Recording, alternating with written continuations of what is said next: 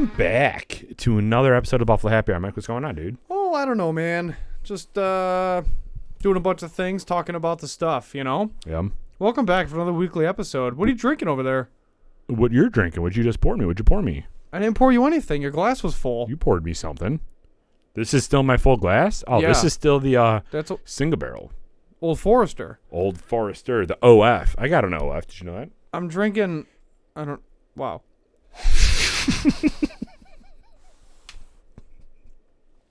Don't spit it out. Do you know there are guys with OFs? Yeah, absolutely. Like, that's weird. Not if you're them. Do you subscribe? No, Oh. but think about it, dude. If you were Ryan Reynolds, you know how much money you'd make? Like, Do people still want to see that, though? Ryan Reynolds nude? Dude, that's like $3 for sure. Okay, there's... But how long are you staying subscribed? Me? Not at all, because I'm straight. Others? That's debatable. Of course it is. Let's...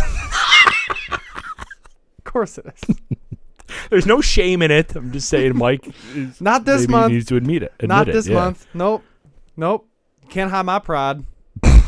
It's June, baby. June 2024. Did you change your LinkedIn profile just to make sure? I actually deleted LinkedIn because it is the Oh, most really? annoying platform in existence. How many connections did you have? 500 plus, because Yeah? I'm not a loser. Hell But yeah. like, I can't. Are you kidding? Dude, when you're growing up and you're like, I have 124 connections. How do I get to 500? Why is nobody asking me to be my friend? It's And legit. then you come into the corporate world and they're like, do you want to buy my product? And then you're at 40,000 connections. And you're like, can somebody please kill me now? Because I am not managing this at all. It's corporate Facebook, and it's for losers. Like, I hate LinkedIn so much.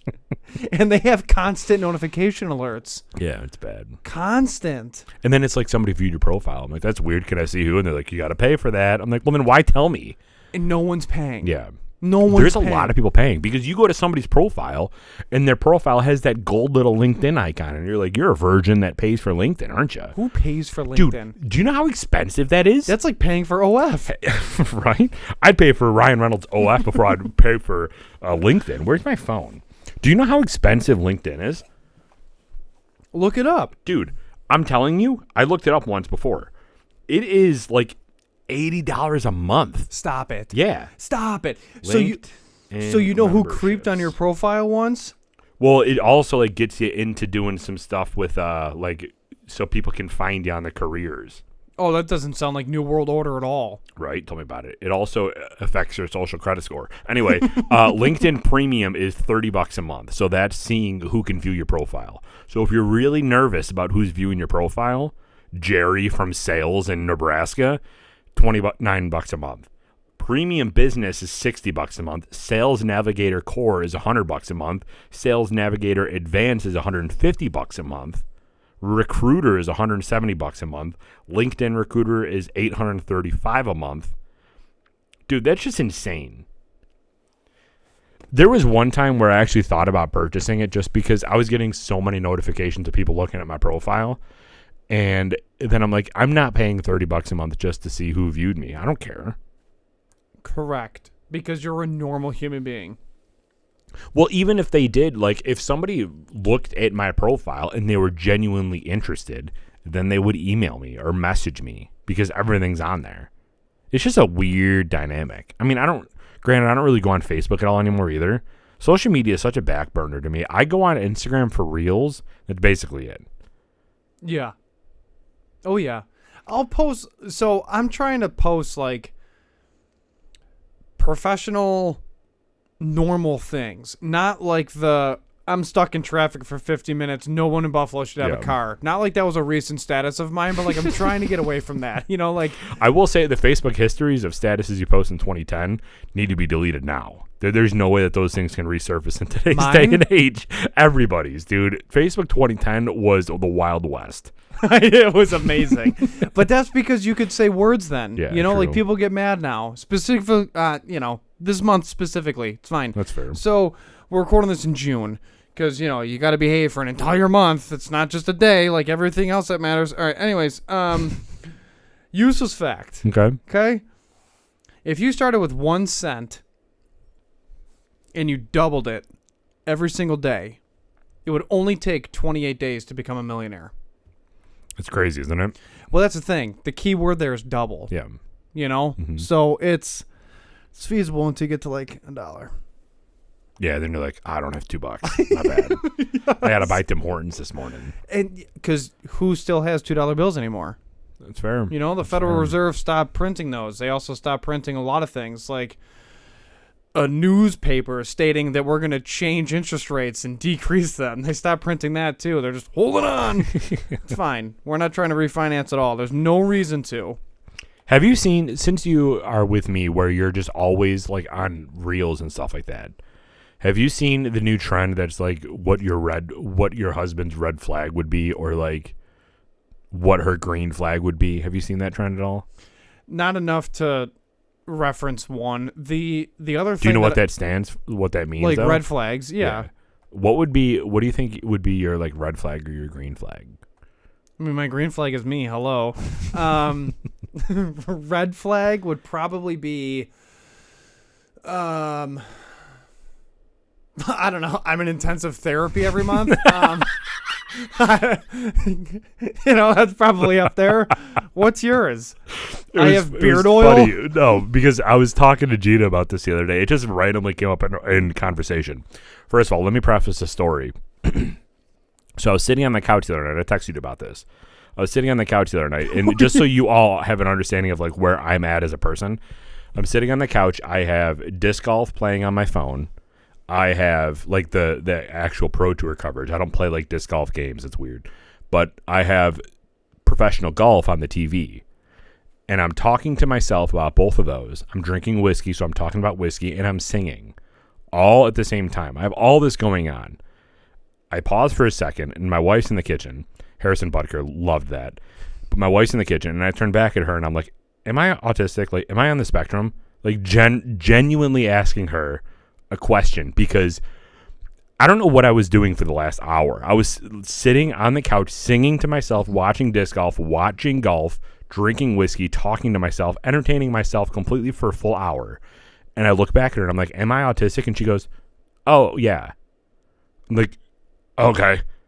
So like, it's just me now. Like, I'm definitely on the spectrum for sure. What were you saying? About, like, you were singing, but then you stopped to be like, I love whiskey in my belly, blah, blah, blah. Like, what were you saying about whiskey? Just, like, I was just sipping the whiskey, and I'm like, I just really love the fact that this tastes so much like I would have a conversation with myself like I was on a podcast. There's something wrong. Yeah, it's called the tism, bro. I got nicked, as Shane Gillis would say. Yeah. I'm on the spectrum. I have to be. There's no way that I'm not. There's no way that we're not all. That's why Fair, it's a spectrum. Yeah. So, well, good. I'm glad you recognized that. So anyway, my red flag the other day, and this is what I told Gina, because like my mind just like runs. If she says a word that is in a song that I've once heard when I was born, I'll start singing that song. Like, that's just how my mind works. So we got home from the grocery store, and I found what my red flag is. She goes to the grocery store by herself. Again, Harrison Butker approved. So she does that herself, because I would murder her if I went with her, because she would want to go down this aisle. She has a whole plan. I want to go down this aisle, find like the chips. I'm a big snack guy. Like, that's my thing, is I'm a big snack guy. And we haven't had snacks in the house for a while. So she came home with the groceries, immediately opened up like 6 different snacks. So my red flag is I finish all the groceries that Gina just bought that day, and nothing lasts for a week. That's my red flag. And I told her about that, and she's like, that's 100% your red flag. It's just because I'm a snack guy, and that's just me. I have to ask my wife what mine is. If you had to get, well, because I just came up with that on mine. Like, what would you think that your red flag would be? There's too many to choose from. That's why I need her opinion. Like, what's your legitimate red flag? What do you think your legitimate green flag is? Other than me? Well, that's both red flags and green flags. Correct. So what would be like your legitimate green flag, do you think? Probably my cleaning OCD. Okay. That would make sense. I can see that. My emotional intelligence. Okay. Now you're just bragging. Well, no, but like, I was, again, because of therapy, I've recognized a lot and I've learned a lot. But no, because I was raised by women, I understand women more so than most men do. Hence why there's, I don't know. I'd rather be a part of like girls' night than like a 7 group, like quintuplet date. You know what I mean? Like it's a 5 group. Whatever it is, like 9 couples together hanging out. Like I don't know. Or like be alone or like be a part of girls' night and hear some tea. You know, like I just always did that. Yeah. I also never had a choice. I was home alone, and then all of a sudden a flock of females showed up, and then I was just in girls' night. So I don't know. I'm not opposed to that. I also know way too much about bare minerals and foundation and makeup and reality TV, and I don't know. Like, so you're gay. It's Pride, brother. Let's go. It's Pride Month, baby. So your green flag is that you're just like feminine. Yeah. Which is weird because you're not like. I know. If somebody saw you in the street, they wouldn't be like, that's a feminine guy. And then they talk to you and you're like, hey, girl. And you're like, oh, shit. Okay. He is pretty feminine. I'm like Reacher. Yeah. You know, where he's absolutely shredded and ripped. And then you walk into his house and he's just on the couch eating crumble cookies. Like, nothing adds up or makes sense. But that's exactly it. Like, he and I are very, very similar. Yeah. But yeah, I'm a blend of Schmidt and David from Schitt's Creek and New Girl. Like, that's me in a nutshell. Which is a very interesting thing if you're a listener and you don't know Mike, because also with Mike is he's very structured, which with that demeanor comes off as very masculine. And then you get him unstructured and he goes off the rails and he turns gay. Like, that's just what Mike is. I'm a lot. I'm a handful. I'm a handful. Not in the right way, you know? More of like a, that's cute. Yeah. But I'm Irish, so that's what you got. So it's... So what would you say Colleen's red flag is? This is going to get you divorced, isn't it? Because I know Gina's, so I'll start with Gina's. I don't even know if Colleen has any. No, shut up. God, no, that's but such like... a PC answer. But she's so like... Don't say perfect, because I'll kill you. No. Mundane and boring, so I guess that's a red flag. But no, like, think about it. Like, she's unbelievably devoted and dedicated to her profession. Yeah. So she works a ridiculous amount. Then she comes home. She's an amazing wife and mom. So then she just wants to spend time with her husband and kid, like, and her dog, right? Like, she's just, and she's a homebody. So she's just she doesn't like order stuff unnecessarily or anything like that. No, like everything she orders off Amazon, absolutely. But as soon as you show up and it opens, like, it makes sense, and you're like, I'm not mad about this package, and I'm not mad because it ain't my money. So it's just kind of, you know what I mean? Like, it's not. I guess her. I don't. Yeah, I mean, I guess her red flag is. She works a lot, I guess. Yeah. I don't know. Like, I honestly have to think about this because she really doesn't have any that just like pop off. Hence why we got married. If they popped off, I'd be like, let's slow down. It's a red flag for a reason. Right. So I'll tell you Gina's red flag. And we've talked about this before, so this isn't a shock to her. Because, like, if you know me, like, this is me in real life. Like, I'll make fun of her relentlessly because that's just who I am as a person. Yes. I guess that's either my red flag or my green flag, is that, like, everything's a joke to me. So we've talked about this before, but her biggest thing with her is that she feels like she's Gordon Ramsay. So if she's in the kitchen, every utensil gets used, every measuring cup gets used. If she's baking a recipe and it calls for a quarter cup of this and a half a cup of this, she's not using a quarter cup and doubling it. She's using the quarter cup and the half a cup, and we have dishes for days. Like, I'm doing dishes every day. We're running the dishwasher daily because she is like, okay, I'm going to use this spoon for this. I'm going to use this spoon for this. We had dinner the other night she's a fantastic cook. I'm not degrading that at all. That's a green flag if I was ever to see one. But the red flag is that she has a different spoon for the pasta and the sausage that are in 2 different pots. They're all going to the same place, sweetheart. Why are we dirtying more dishes? You know what I'm saying? So, like, that's her red flag, is we have dishes for days because she's constantly using something for each thing. Like, if it's a tablespoon of this, she'll bring out the tablespoon. If it's a half a tablespoon, she'll go in and grab a half a tablespoon and use that. Like, there's no guesstimates. There's no let's put a pinch in and the relatives will tell me when to stop. There's no Salt Bae happening with her. It's all each individual thing meant for that. All right. I got one. Okay. Her car is disgusting. Now these are turning into personal attacks. She gets it. She understands. She knows. I told her. I have my own detail equipment for my car. You also No. went to the car wash before you came here. So that might be your red flag too.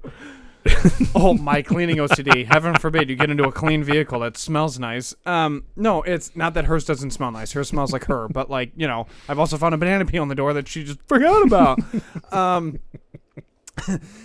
I washed the outside of her car once with my own, like, scrubbing pads and detailing equipment. And it was black when I was done.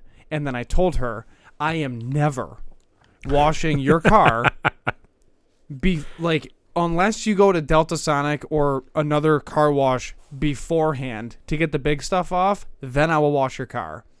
She's like, well, I just washed it. I'm like, no. There's a difference between hand wash and a car wash that's quick. Like, it is. It's a huge difference.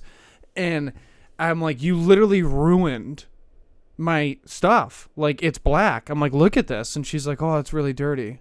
I'm like, it's disgusting. Like, there's no need for it to be this dirty. So now we're in a different place in life financially. She's got her own membership.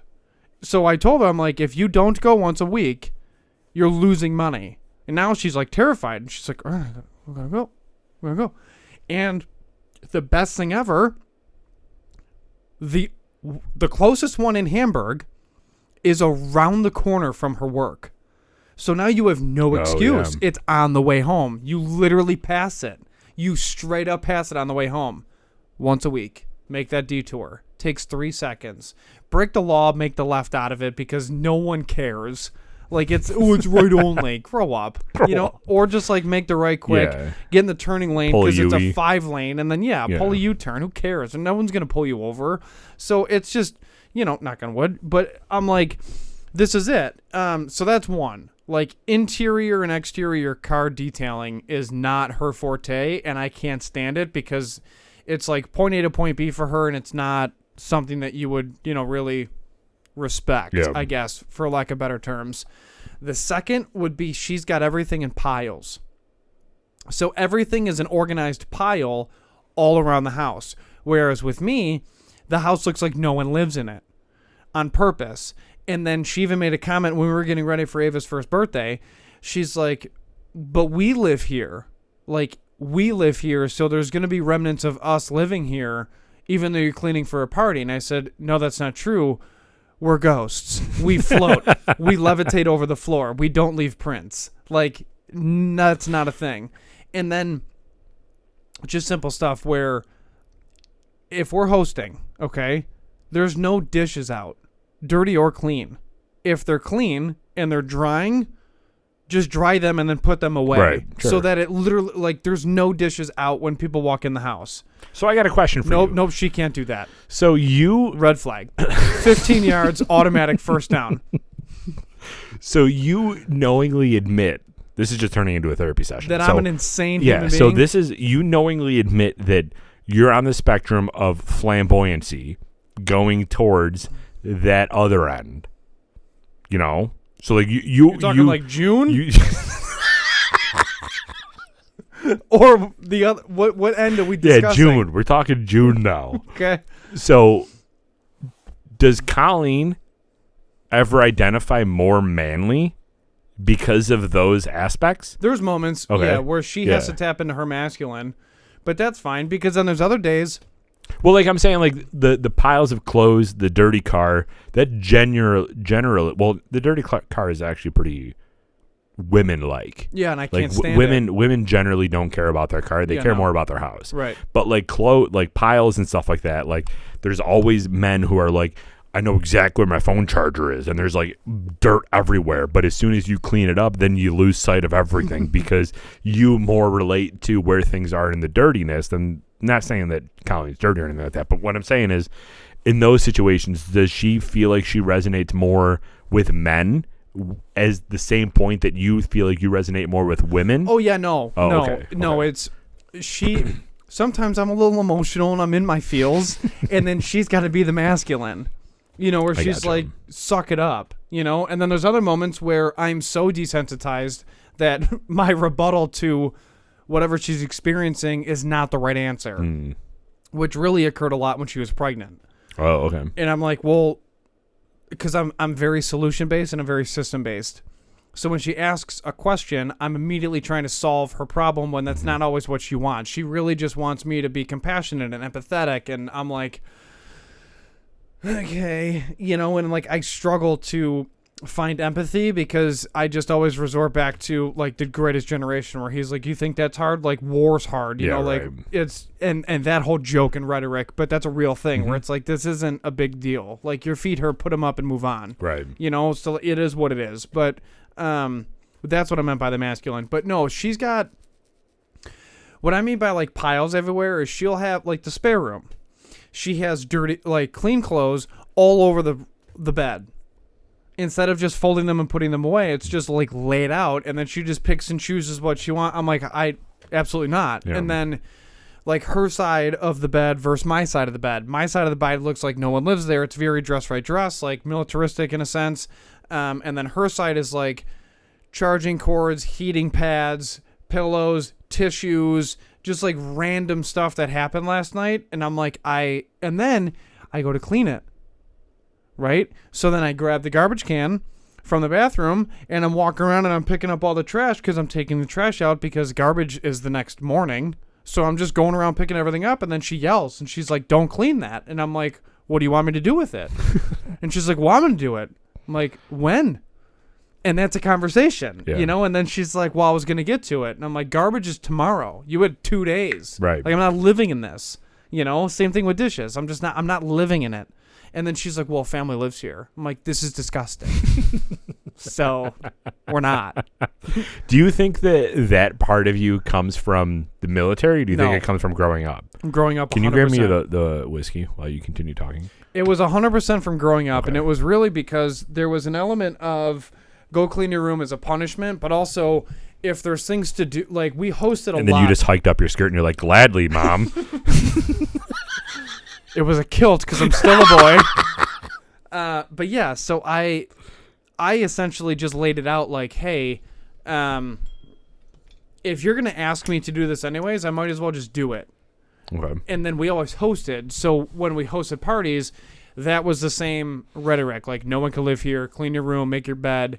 Get it to a point that it's presentable for guests. And be a clean human being. Like, don't live in filth. So it was a chore. It was a chore to clean. Then because of all the problems in my childhood, right? Like, then it became almost like a stress relief and almost like a coping mechanism. So now if I'm feeling stressed, I just clean. And then I feel better because now I made progress and it's cleaner. And then because it's clean, I feel better. So now it's like this sick thing. So that's why I talk to my therapist. But it was, so if I have anxiety or if I'm just aggravated, then I just clean. I'll just pick things up. I'll do laundry. I'll put clothes away. And it's just something that I do now.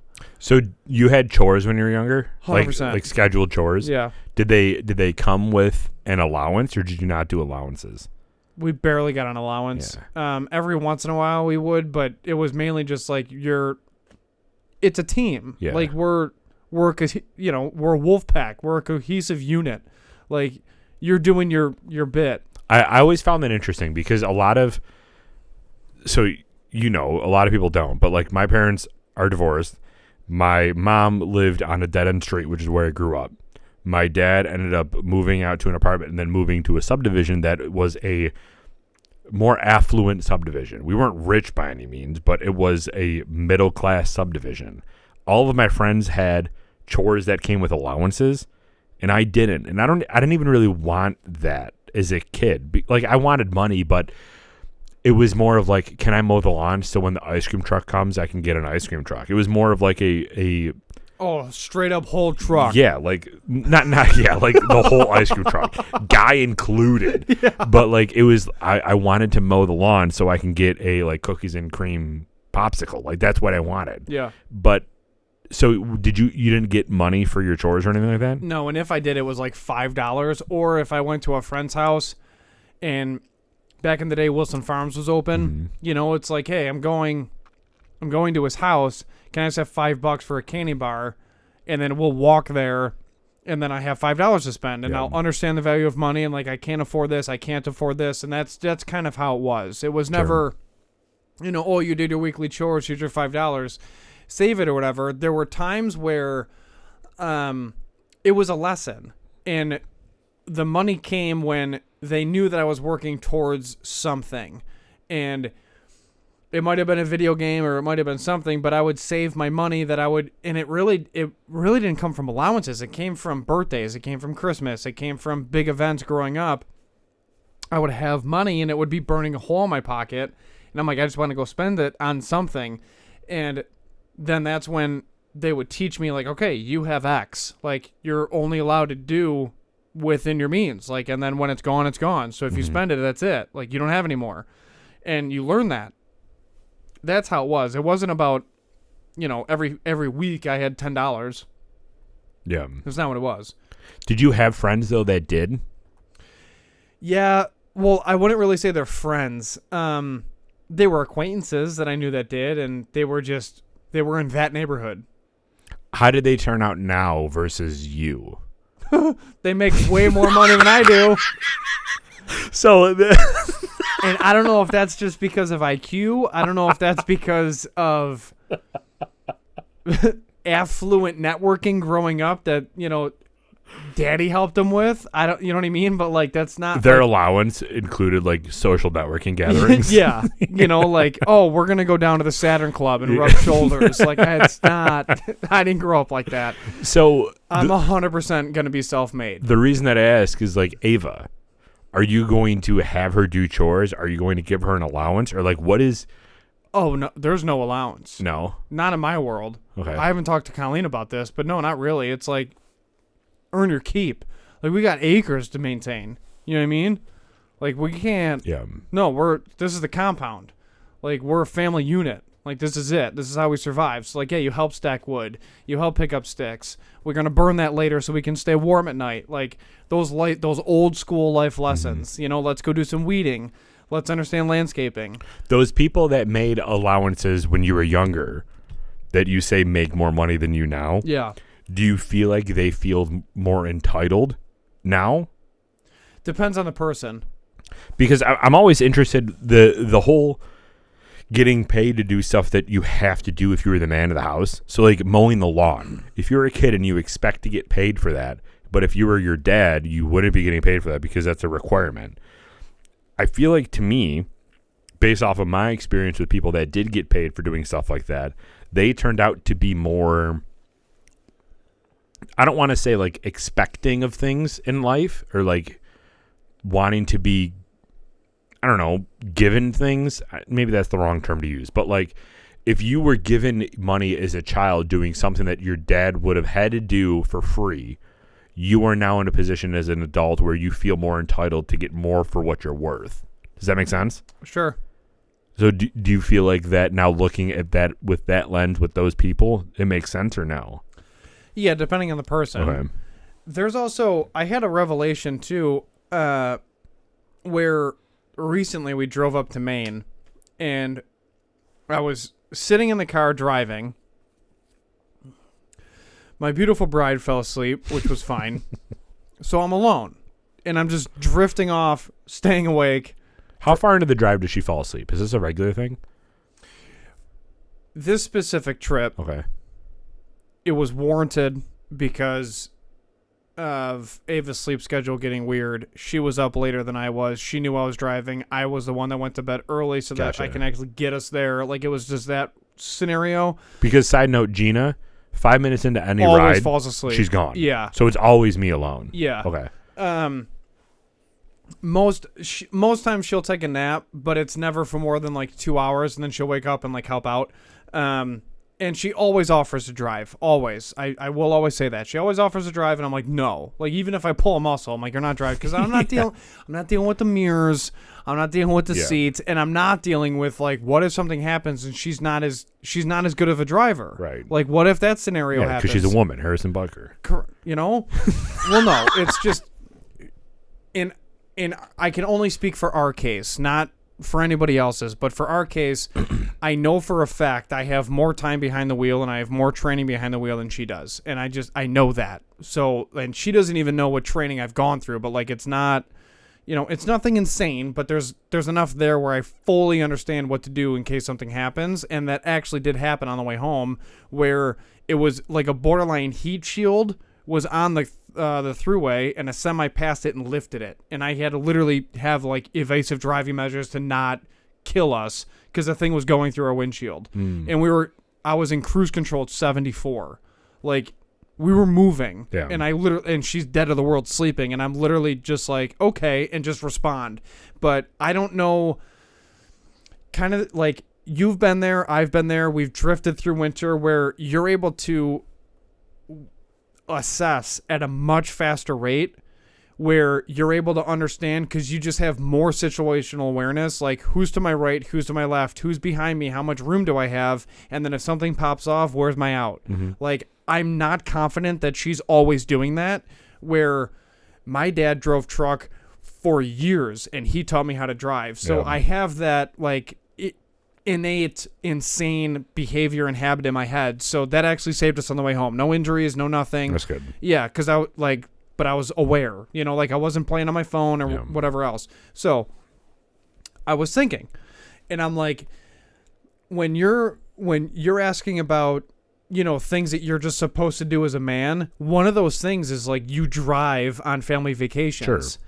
And Dad always drives. Mom always sleeps. and Dad never complains. Yeah. And like if a tire explodes, then Dad knows how to change the tire. Like, it's just, and now I'm at that phase of life where that's a thing. Like, it's me, the dog, the daughter, the wife, and me, and here we go, happy-go-lucky, going up to Maine.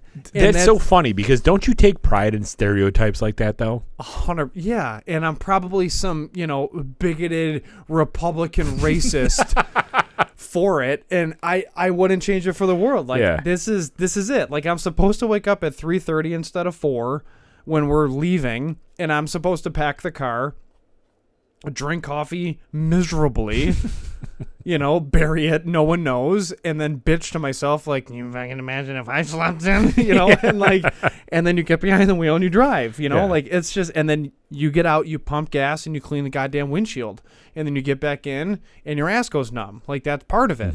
So I'm excited for it.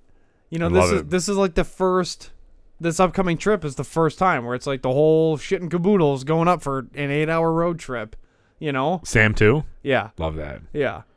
So it's just, and it's really cool too, because her mom will be there. So it's literally 3 generations playing in that same location. Like, it's going to be really, really cool. Because Ava didn't go this past time, right? No, she's never been there. That's cool. Yeah, she's never been there. So this is going to be a, kind of like a Hallmark, American dream, white picket fence, ranch house with a lab moment. So I'm excited for it. But yeah, it's just kind of one of those things. Where are you at? Yeah. What do you mean? Are you on the same page with like allowance, and then like what are you going to do with your daughter? She's got to be born first. That's her first task as an adult. Correct. But yeah, I'm thinking the same thing. Like, no allowance. It's just like we're all part of the team. And I genuinely do feel like, based off of my experience, that having tasks assigned to you at a young age without the gratification of money builds you to be a more productive person that doesn't expect things from them. Because if you are tasked to do something that your parents would have to do regardless without getting paid, then you're a contributor to the family instead of an employee of the family, which I never understood. Like, sure, I'll put money away for your college fund or whatever for that, but like, you don't got to know that now. Like, you're not an employee of the family, you're part of the family. So I'm not paying you to mow the lawn. Just go mow the freaking lawn. Like, do it. So I think that builds a different character than me giving you $10 a week just to clean your room. Like, that just, it teaches them responsible money habits. It's like, no, it doesn't. Now they can buy Adderall in 8th grade. Like, I'm not doing that shit. Yeah. There's pros and cons to both. I don't think that that's who we are. I think that we're just going to have a different approach to it, which is also completely fine. The other element too is, me personally, this might go back to that where I never got an allowance or whatever. I've never once professionally asked for a raise. Oh. Maybe we should dive into that in therapy. Well, I just work. Like, it's never necessarily helped people asking for a raise. Really. Like, it really hasn't. There's moments where it's a time and a place in an employee matter where, like, and it's relative and it's case by case. General broad stroke, though, it really doesn't help. Yeah. Like, it really doesn't help you. It makes you look like an ass. Yeah. And it's also difficult because if it's not this massive Fortune 500 company or, whatever the case, and it's a family-ran business, and you're asking for a raise, you're really asking your boss to quantify your value as an employee in that cog. Yeah, no, and that's fair. Never necessarily works. Just work. Yeah. Like, unbelievably hard, and then it'll just work out for you, and then you'll just get different opportunities, better or whatever the case. Yeah. Like, or eventually you'll get paid what you're worth if you're there long enough. Like, I've never been that person. But again, and I always make a joke out of it where, if I get a raise or whatever after a couple of years or whatever the case, I've always been the employee that has made a joke about, like, dude, I'm Irish. Like, I don't care about money. My people built the Erie Canal for whiskey. Right. Like, it really doesn't, yeah. like, I don't care. Like, just give me a good bottle. Yeah, like, if that's where you think I'm at, like, all right, I understand. And, like, let's just make this better. Right. Whatever it is. I just hate that. Yeah. But I think a lot of that goes back to, I never asked my parents for $4 because I cut the grass. Like, it was just something you had to do. So you just go do it. Yeah. And then you understand you're going to be doing work outside of your job title. And that whole thing really drives me nuts, where it's like, well, that's not my job description. Like, what are you, union? Right, yeah. Like, shut up, dude. Well, that goes back to the whole entitled thing. It's like, oh, if you're going to pay me $3 to mow the lawn, well, now you got to pay me $1 to clean my room. It's like, no, dude, just do what you need to do. Just be a human. Yeah, that's honestly what makes me want to put my fist through a wall. Like, that selfish mentality. It's like, well, there's no money in that. It's like, okay, go find a job that is then. Or like, I love the term, that's above my pay grade. It's like, cool. Great talk, dude. Sick. Yeah. Yeah. That works in the government. That doesn't work privately. Like, right. Okay. Even in like you work for a family-owned business. Yeah. I work for a corporation. Even in my world, it's like, okay, sweet, it's above your pay grade. Well, then talk to somebody and then collaborate. It's just like, oh, it's above my pay grade, so I'm not going to touch it. It's like, just shut up. Yeah. Whatever. I think some people at work watch this, so whatever. But still in all, like, relinquishing responsibility for something that technically is something you could have done to just help the entire process be smoother. Like, now you're just an ass.